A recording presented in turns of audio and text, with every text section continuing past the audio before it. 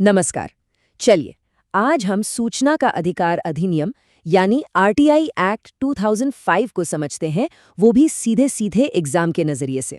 हम सिर्फ उन पॉइंट्स पर फोकस करेंगे जहां से सवाल बनते हैं। सबसे पहले एक तारीख जो आपको बिल्कुल रट लेनी है, आरटीआई अधिनियम लागू कब हुआ? 12 अक्टूबर 2005। ये डेट सीधे सीधे पूछी जाती है, तो इसे दिमाग में बिठा लीजिए, एक नंबर पक्का हो सकता है। आज हम इस पूरे एक्ट को 5 आसान हिस्सों में तोड़कर समझेंगे। पहले एक छोटा सा परिचय, फिर जानेंगे कि ये अधिकार क्या है और इसकी प्रक्रिया क्या है। उसके बाद टाइम लिमिट और अपील के बारे में बात करेंगे।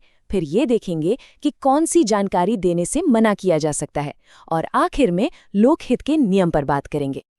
तो शुरू करते हैं हमारे पहले हिस्से से, आरटीआई एक्ट का एक परिचय।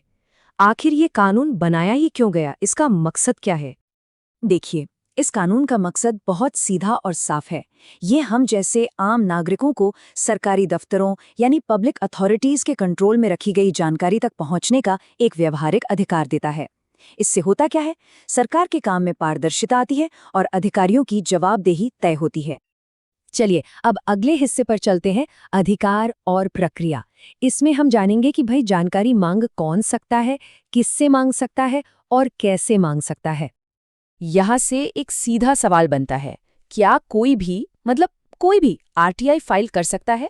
तो सुनिए, धारा 3 बिल्कुल साफ कहती है कि ये अधिकार सिर्फ और सिर्फ भारत के नागरिकों के लिए है, किसी विदेशी नागरिक के लिए नहीं। इसको याद रखने की एक ट्रिक भी है, आरटीआई मतलब राइट टू इंडियन। अब धारा 4 सरकारी विभागों पर कुछ जिम्मेदारियां डालती है। उन्हें 4 जरूरी काम करने ही होंगे। पहला, अपने सारे रिकॉर्ड सही से मेंटेन करना। दूसरा, उन सभी रिकॉर्ड्स की एक लिस्ट बनाना। तीसरा, हो सके तो रिकॉर्ड्स को कंप्यूटराइज करना। और चौथा, जो सबसे जरूरी है, कुछ खास जानकारी बिना किसी के मांगे ही खुद से पब्लिक करना।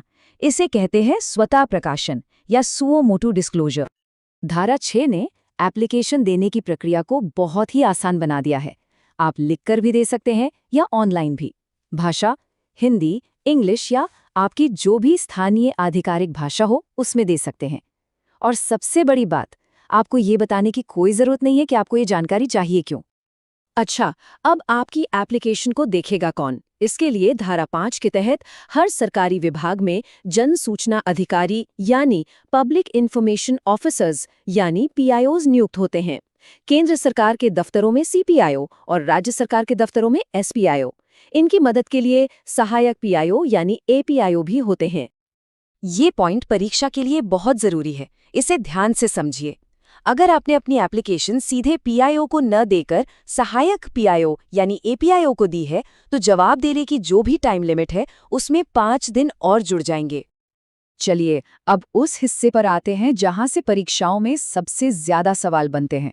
ये है टाइम लिमिट्स, और अगर जवाब ना मिले तो अपील की प्रक्रिया। धारा 7 में दी गई ये समय सीमाएं सीधे सीधे याद कर लीजिए।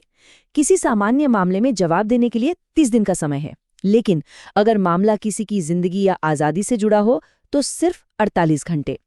अगर एप्लीकेशन एपीआईओ के जरिए दी है तो 30 + 5 यानी 35 दिन, और अगर मांगी गई जानकारी किसी तीसरे व्यक्ति से जुड़ी है तो 40 दिन का समय मिलता है।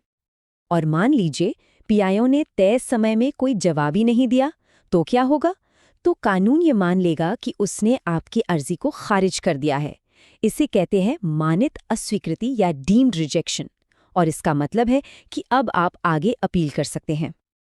अब देखते हैं धारा 19, जो अपील का रास्ता बताती है। देखिए, पहली अपील आप पीआईओ के जवाब मिलने के 30 दिनों के अंदर उसी विभाग के किसी सीनियर ऑफिसर के पास कर सकते हैं। और अगर वहां से भी बात ना बने तो आप दूसरी और आखिरी अपील कर सकते हैं।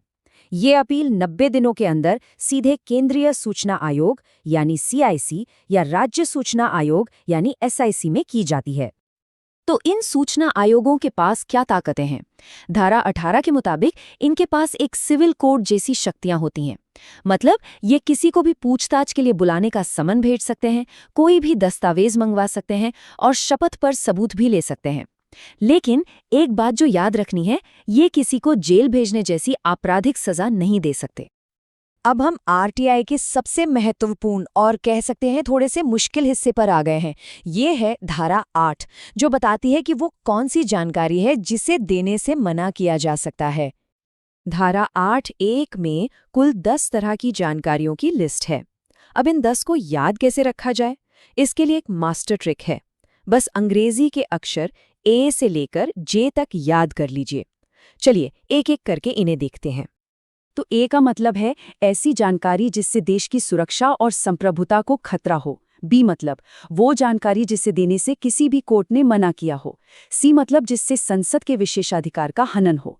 डी मतलब किसी कंपनी के व्यापारिक राज। और ई मतलब विश्वास पर आधारित रिश्ते, जिसे कहते हैं फिड्यूशरी रिलेशनशिप। अब ये फिड्यूशरी रिलेशनशिप क्या चीज़ है? इसको याद रखने की एक बहुत मज़ेदार ट्रिक है। ई मतलब हमारे नातेदार, जैसे एक डॉक्टर और मरीज का रिश्ता होता है, या एक वकील और उसके क्लाइंट का। ये विश्वास पर आधारित होते हैं। इनकी जानकारी गोपनीय रखी जा सकती है। चलिए अब बाकी के 5 देखते हैं। एफ यानी किसी विदेशी सरकार से मिली गोपनीय जानकारी। जी जिससे किसी की जान को खतरा हो। एच जो किसी चल रही जांच में बाधा डाले। आई यानी कैबिनेट के कागजात, लेकिन सिर्फ फैसला होने तक।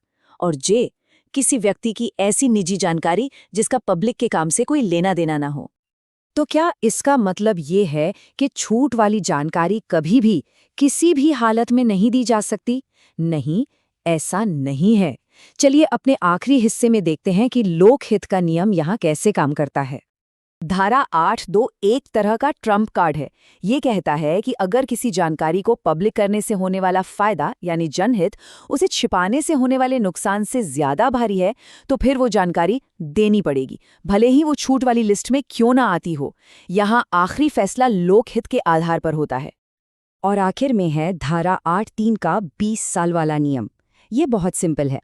कोई भी घटना जो 20 साल से ज्यादा पुरानी हो, उससे जुड़ी जानकारी आमतौर पर दी जा सकती है। इसका सिर्फ एक ही अपवाद है, देश की सुरक्षा से जुड़े मामले। तो ये था आरटीआई अधिनियम 2005 का एक पूरा विश्लेषण, खास तौर पर आपके एग्जाम के लिए। याद रखिए, लागू होने की तारीख, अपील की टाइम लिमिट्स और धारा 8 की छूट वाली लिस्ट, ये सबसे जरूरी हैं। इन्हें अच्छे से दोहराइए और अपनी तैयारी जारी रखिए।